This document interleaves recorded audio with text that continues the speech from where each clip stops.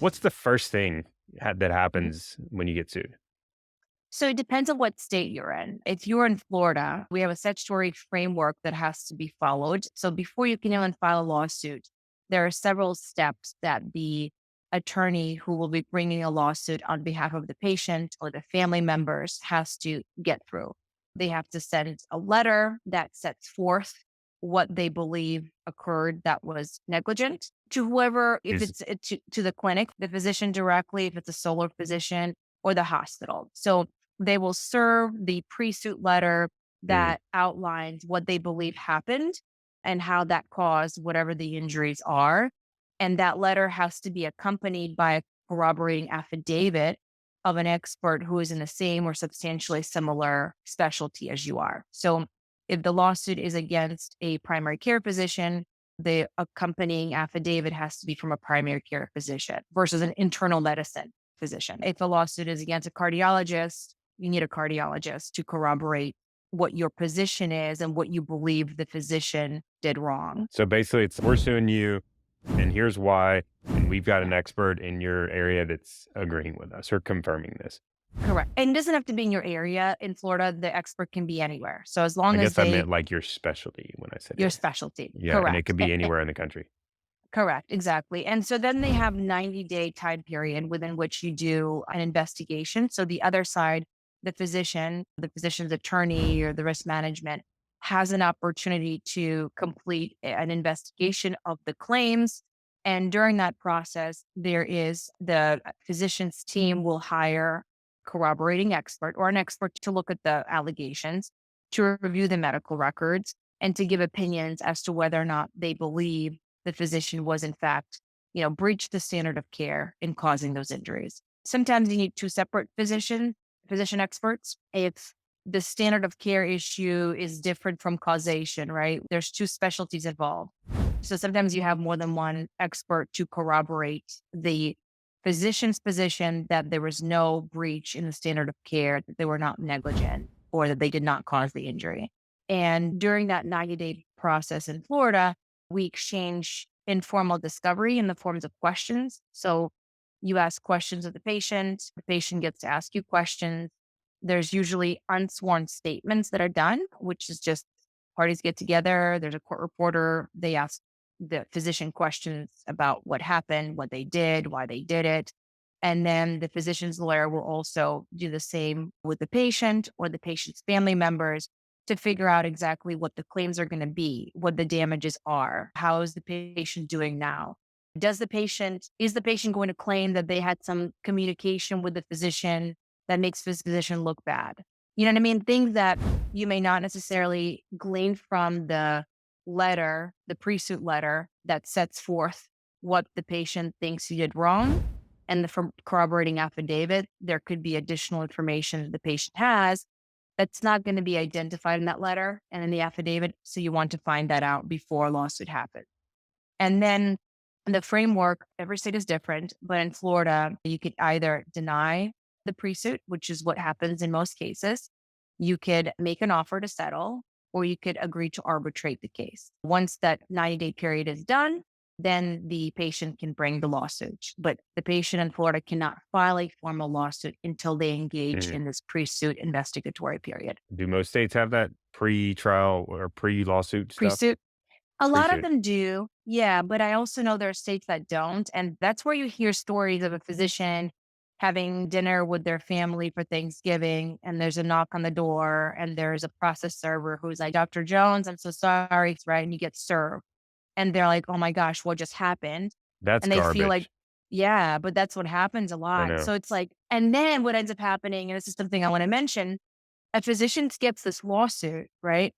And there's these allegations of what they did wrong and these words that sound so bad. And they start to feel like, oh my gosh, like I did this or I'm like, being accused of this. And they read this document as like some authority. Meanwhile, it's a complaint drafted by a lawyer. Most of the stuff in it is form. It's not something specifically against you. Now it will contain a factual background of what you've done wrong, but you have to remember that the legal terms used by the lawyer, right? we put that in the complaint to make sure it passes the muster of not getting kicked out. So it's really a procedural vehicle to bring a lawsuit in. And Mm, even the affidavit of an expert, right? Physicians may look at it like, oh my gosh, Dr. Jones, who is also a neurologist in New Jersey, thinks that I did XYZ. Most of the time, the affidavit is drafted by a lawyer.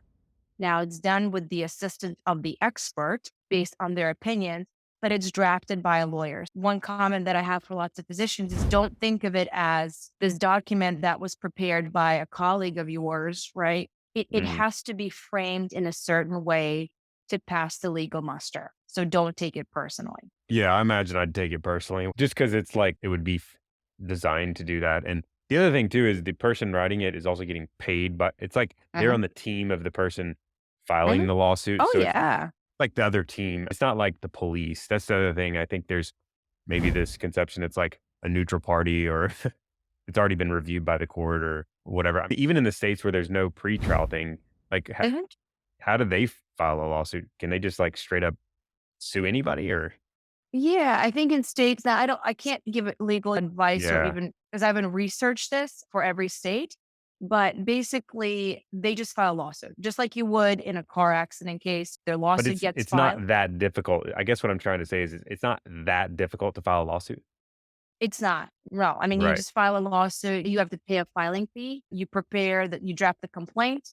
You file it with the court, and then you pay whatever the filing fee is, and then you pay the process server or the sheriff or whatever it is in your state to serve it on the physician. And Danielle, if we can go back to something, this whole concept of the lawsuits feeling personal.